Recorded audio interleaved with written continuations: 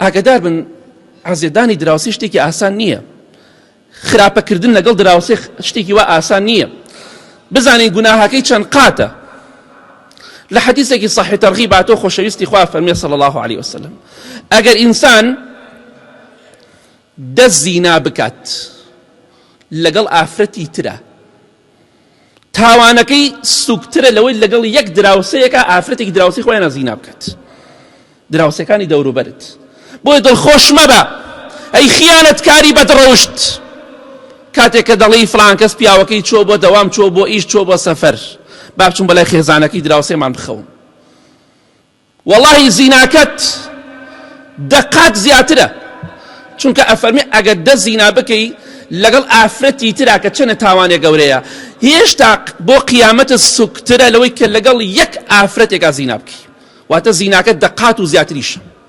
و ئەفەرمێ ئەگەر لە دراوسێکەی خۆت دزی بکەی دەقات زیاتریش تاوانەکەی لەوە گەورەتە کە لە غیری دراوسێکەت دزی بکەی. کەواتە ئەگەر دراوسەکەی خۆت لێت ئەمین نەبوو، پەنا بەخوای گەورە جاران خەڵکی ماڵی بەسەر دراوسیەوە جێدەهێڵا، ژن و مناڵ. ئێستا ناوێری ماڵەکەش زۆر جا لای هەندێک کەسا جێبێهێڵی. دراوسی باش زۆرە الحەمدوللا، بەڵام یەک دراوسەی خراپ لە کۆڵانەکە هەبێ هەموو ژیانی ناخۆشە بێت. بۆیە تاوانکردن بەرامبەر بە دراوسەیە، ئیتر دزی بێ، زینا بێ، هەر شتێک بێڕێزی بێ، هەموو شتێک، تەنها ئەم دوو تاوانە ناگرێتەوە.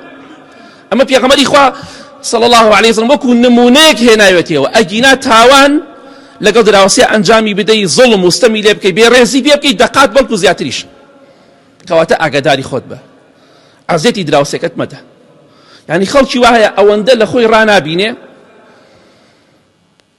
سیارێک لەبەر دەرگاکەیە بوەستێ، ئەچێک ئەڵێ من عەتەجەوە لە کۆمەڵەشت دانێ، تۆ کاکە تۆزێ پیاو بە پیاو با پیاوەتی تیابێت.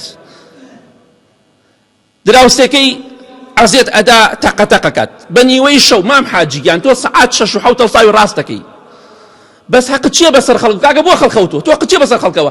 دەستەکەی بە چەکوشکاری. لە خوا بترسن، تەقوای خوا بکەن. خەڵکێ نەخۆشی هەیە، خەڵکێ مناڵی کۆرپەی هەیە خەوتووە، وەڵا کاکە با نەخەون، کاکە تۆ قچێ بەسەر دراوسەکان و بۆ عەزیەتیان نەدەی. ئەو تەقوڕەی کە سەعات 7 و 8 بیخە، هیچ نە 12 بیخە، 11 بیخە، دوای نیوەڕۆ، ئیلا بۆ سەعات 6 و 7 تێنان و چای خواردەوە دراوسەکان عەزیەت دەی. لە خوا بترسە، پیاو بە. خەڵکیە ناسێ کاکی، خەڵکێ نەخۆشە، خەڵکەی بێتاقەتە.